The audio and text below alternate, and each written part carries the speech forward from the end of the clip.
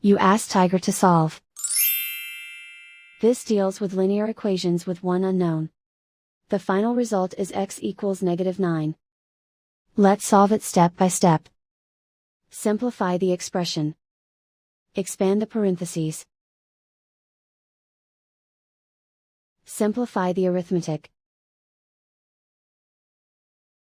Group all constants on the right side of the equation.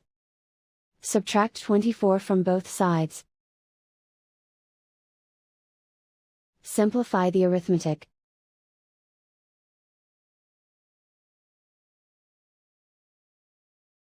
Isolate the x.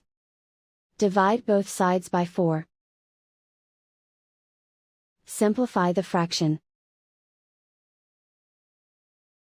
Find the greatest common factor of the numerator and denominator. Factor out and cancel the greatest common factor. And so the final result is x equals -9.